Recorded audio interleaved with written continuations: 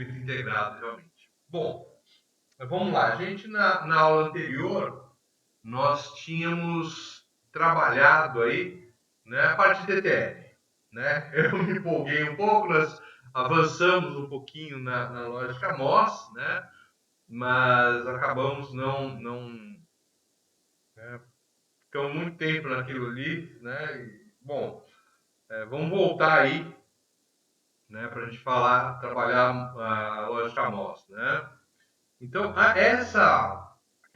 todas aquelas fotos que ele mostrou ali no final, de como é que o circuito é concebido, como o circuito é feito, né? Ele sempre é baseado agora em tecnologia MOS. Por quê? Porque é a tecnologia mais utilizada hoje para fazer, né, os diversos circuitos integrados, né?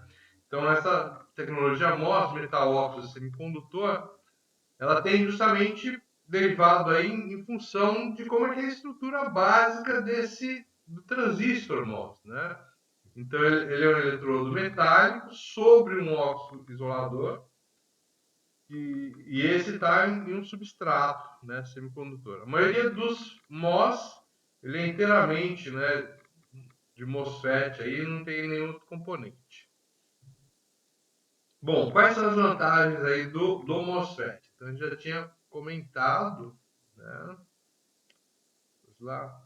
Então, primeiro, ele é relativamente simples e barato de fazer. Então, comparando com o circuito TTL, ele é muito mais simples de fazer. E olha que o negócio ali não é fácil, né?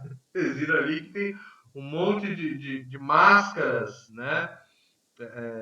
Então, cada máscara vai isolar uma área de deposição de material ou uma área de retirada de material, né? E isso vai sendo fabricado e montado aí aos poucos em cima de cada coisa que vai fazendo, né? de cada etapa que é feito, né?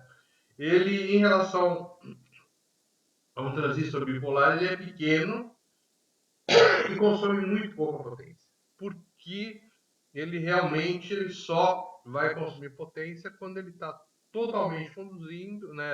Está no intermeio, perdão, de condução e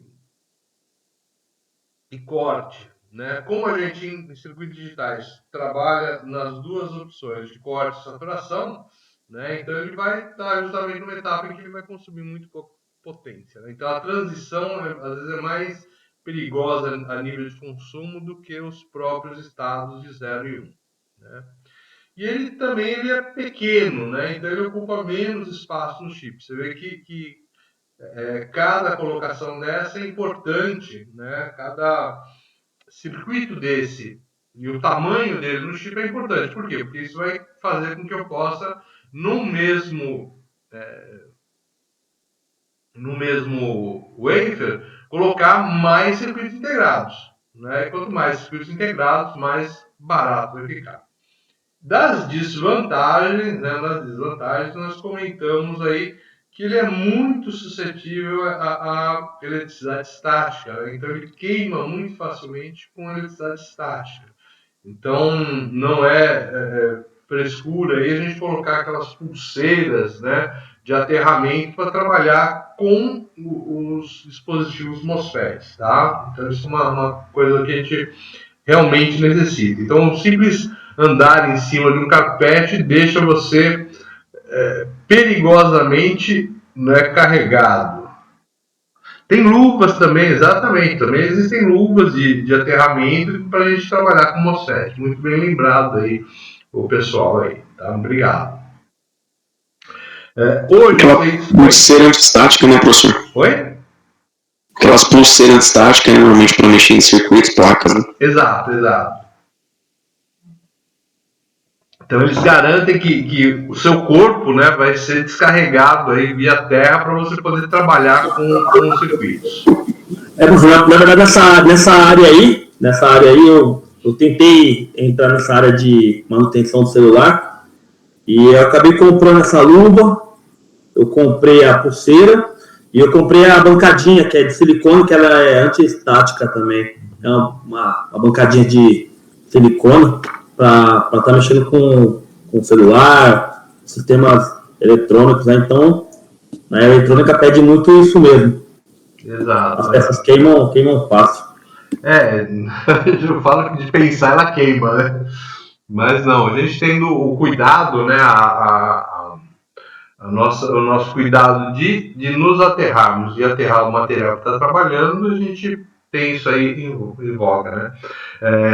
Quem já recebeu algum circuito integrado com aquele plásticozinho meio parece metálico e tal, isso tudo são cuidados aí, né, com eletricidade estática, né? Tudo isso é cuidado com eletricidade estática. Bom, hoje ele está na maior parte aí de integração, né? LSI, né? Integração em larga escala, e VLSI, né? Que é a integração em muito larga escala, né? Então, quanto mais complexo o CI, maior a predominância aí que ele seja do tipo MOS, né? Então, que ele seja, por exemplo, microprocessadores, memórias, isso com certeza sempre é, né, um circuito que seja MOS, né? Bom, aqui como é que ele trabalha? Deixa eu parar um pouquinho aqui minha apresentação, deixa eu mostrar outra coisa para vocês.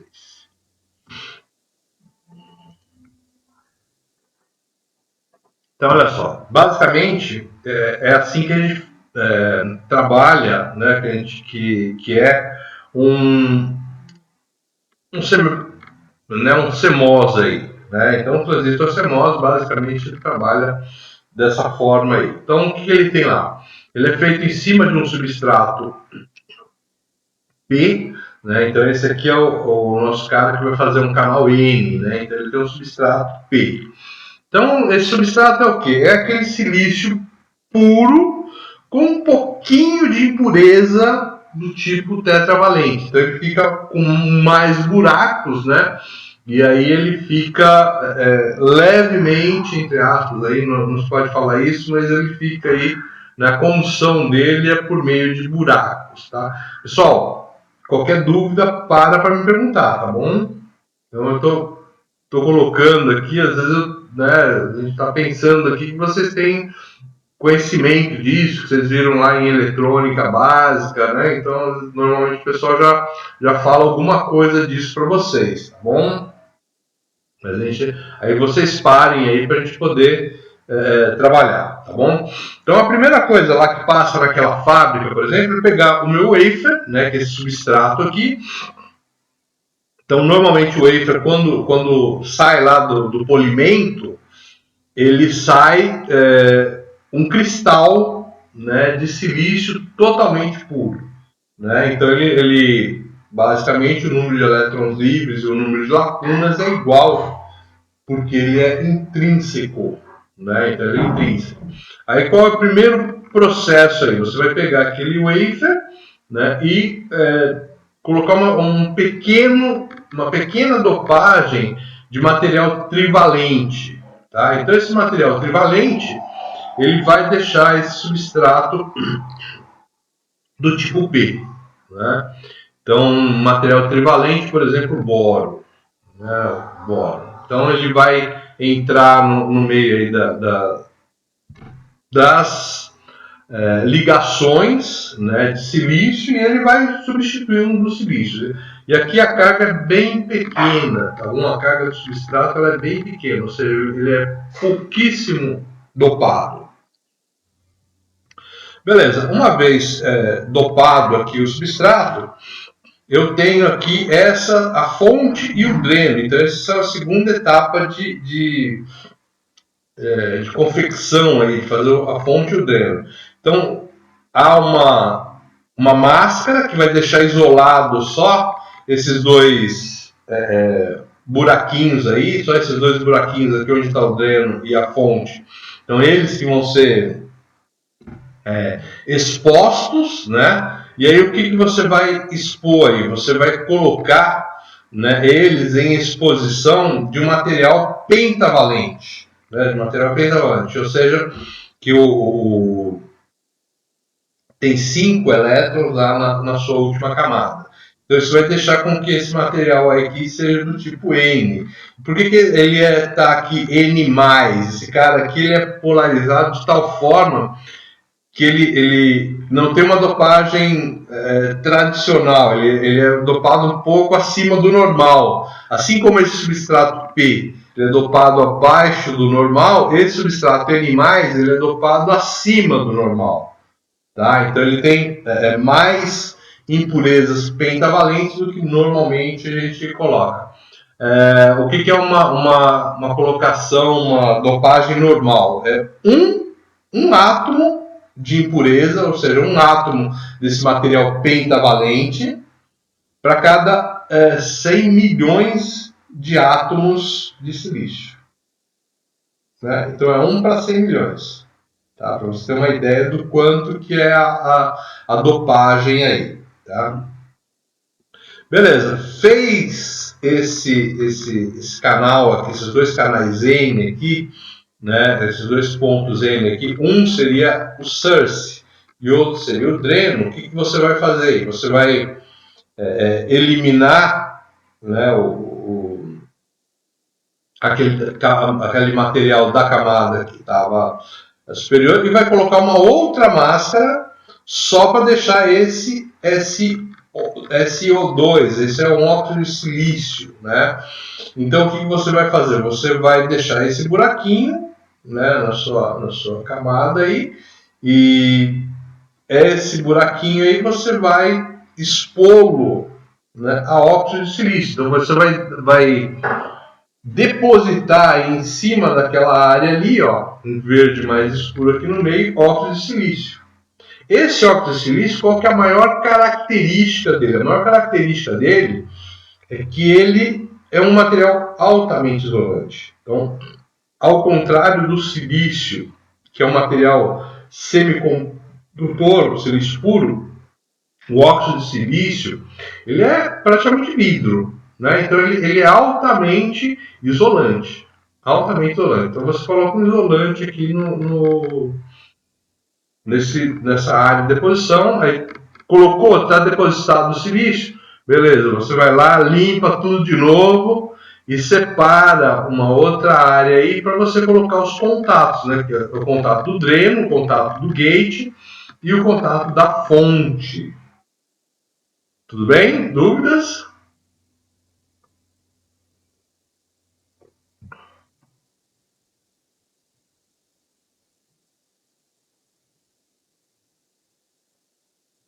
Beleza, deixa eu ver aqui mais embaixo. Então aqui é mais ou menos a maneira com que a gente vai polarizar aí, né? Então o substrato e a fonte, eles vão ser polarizados aí com terra, né? Com terra. O meu dreno é polarizado aí com uma tensão maior do que o meu gate e que a minha fonte, né? E aqui na gate, né, eu vou colocar uma tensão positiva aí, né? E o que acontece aí com essa tensão positiva? Por eu ter uma tensão positiva aqui, ela acaba atraindo elétrons aqui para próximo dessa parte do gate.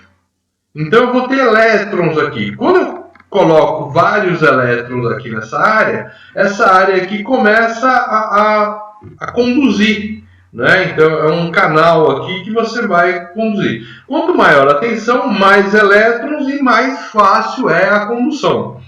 Se você tira essa tensão, os elétrons se dispersam aqui no substrato e esse material aqui simplesmente não conduz. Né? Simplesmente não conduz. Por quê? Porque ele está polarizado com uma junção PN aqui reversa. Né? Então aqui está o... Né? Normalmente quando se faz essa polarização aqui, na realidade eu não tenho um canal, né, linear, né? Então é um canal que vai diminuindo, aí eu tenho um estortamento, ou seja, um enforcamento aqui desse canal, né? Então ele vai se enforcando aí, né? Bom, e aí são as características de cada um desses dispositivos. Para a gente, o que mais interessa, né, que eu posso colocar ele, usar ele com dois tipos de canal, né, que é o NMOS e o PMOS, e esses vão trabalhar para a gente aí, tá? Bom, beleza. Vamos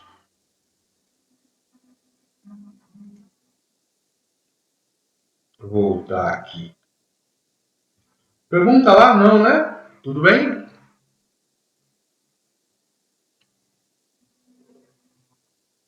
Bom, então é aquilo que a gente estava falando, né? Então eu tenho aí um dreno, uma fonte, né? E a porta que vai fazer, né, o controle de condução, né, de resistência entre dreno e fonte. Se ele for canal N, né, eu tenho uma setinha aqui entrando. Ó. Se ele for canal P, o que acontece? A minha setinha é saindo. E detalhe, ó, você vê que não há toque da porta no corpo do material, né? Então ele está aqui no símbolo mesmo, ele já mostra que ele é uma porta isolada, né? Então aquele, você percebe que ele tem aquela na porta aquele material de óxido de silício, ele faz justamente essa isolação aí, né? Ele trabalha como um isolante mesmo, né, no processo, tá bom? Então você vê o quê? Que aqui o que trabalha, diferente de um transistor bipolar, o que trabalha mesmo é o campo elétrico. Então não é a capacidade de você injetar aí mais ou menos corrente, ou seja, injetar portadores de carga que faz o seu transistor funcionar. Ele é um transistor de efeito de campo, né? Transistor de efeito de campo. Ou seja, né, que campo é esse? De campo elétrico. Então, quando você coloca uma tensão positiva e atrai aqueles elétrons para próximo do gate, faz com que o gate dreno, o gate fonte, né, ele conduza mais ou conduza menos, é justamente esse campo elétrico que está sendo aplicado na porta. Tudo bem? Então, por isso que ele é um transistor de efeito de campo, né, no caso do campo elétrico. Aí, tá? E o metal óxido lá, o óxido de silício, é ele que faz o papel de isolador, né, daí da porta para o resto do sistema. Tá bom? Então a gente pode ter os dois tipos de MOSFET, tanto canal N quanto canal P.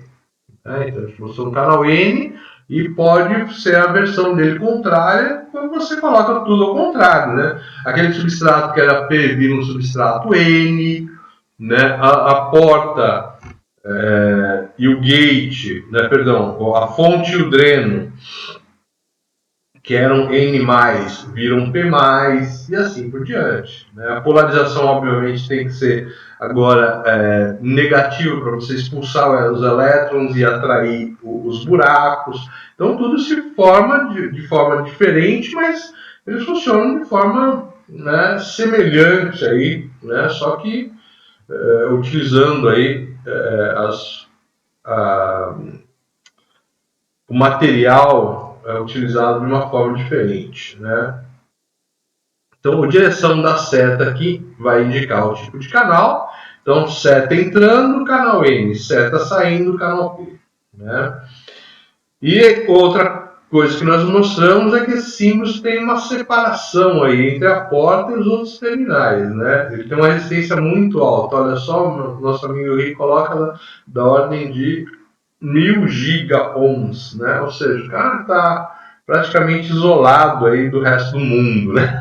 Não só desse material, mas do resto do mundo. Por isso que a estática aqui é um problema grave, né? Você põe aí uma tensãozinha nessa porta, né? Essa porta explode tudo, traz muito elétron para frente e acaba fazendo com que esse negócio não funcione direito, né? Então, o MOSFET canal N, né? Então, o dreno vai ser polarizado positivamente, né? Positivamente em relação à fonte. E a tensão entre porta e fonte, né, VGS, né, G é gate, S é source, né, source é fonte, gate é porta, né, então essa tensão entre VGS vai controlar a resistência, né, a resistência entre dreno e fonte, né, seria a resistência do canal. Ele aquela tensão ali vai colocar mais elétrons ou menos elétrons ali perto, né, na região entre o dreno e a fonte. Então, se você tiver muitos elétrons, você satura aquele canal e coloca uma resistência muito pequena. Se você tem uma tensão muito baixa ou negativa, você não tem elétrons ali naquela área e, consequentemente, a condução entre dreno e fonte se torna muito difícil. Tá? Então, uma resistência então, muito alta. O que a gente precisa saber, né? A gente vai trabalhar sempre em corte de saturação.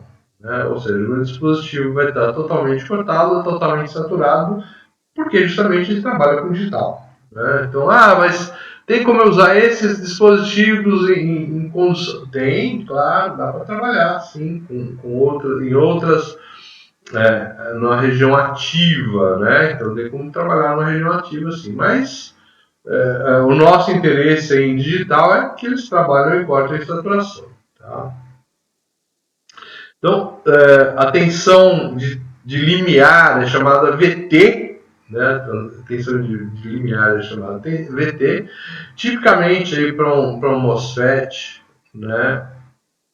Canal N, ele é da ordem de 1,5 volt. Se o meu VGS for menor que essa tensão de limiar, o MOSFET não conduzirá. Tá? Então ele não conduz. Ele vai ter uma resistência alta ali no canal. Né? Então é aquela coisa de você não ter elétrons próximos ali no canal fazendo a ligação entre dreno e fonte. Tá? Então a gente pode considerar esse cara como um circuito aberto. Né? Se o VGS então for menor que 1,5 volt. Se o VGS for maior ou igual a 1.5, esse MOSFET aí passa a conduzir, né? Então a resistência do canal aí passa a ser muito baixa. Tá? Lógico que vai passar por uma etapa aí que ele é ativo, mas né, quando você chegar numa ponta aí que ele passa a conduzir totalmente, tá bom? Então isso depende do quanto você está com o seu sistema estrangulado ou não. Ok? Dúvidas, turma? Beleza? Perguntas?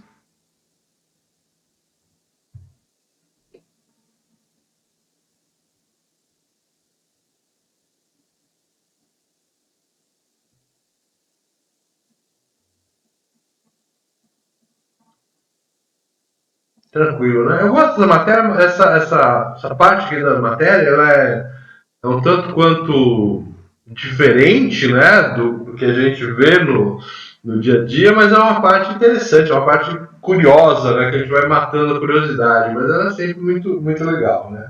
Então tá aqui, ó, o MOSFET canal N, né, o que acontece aqui? Então se eu colocar um VGS aqui, maior ou igual àquela tensão de limiar, ele vai ser considerado aqui entre o dreno, né, e a fonte eu vou considerar o quê? Uma resistência de ligado aí, né? Uma resistência pequena, mas ele está praticamente aí na área de condução, né? Está na parte de condução aqui. Bom, se o VGS for menor, né, que a tensão de limiar, né, o que acontece? Entre dreno e fonte, eu vou considerar isso aqui, ó, uma resistência muito alta, ou seja, como se ele tivesse um circuito aberto, né, entre dreno e fonte. Né? Então, esse sistema aí vai trabalhar como se fosse um sistema, uma chave aberta. Então, é isso que a gente tem. Pôs uma tensão menor que a tensão de transição, ele abriu. Pôs uma tensão maior que a tensão de limiar, ele conduz.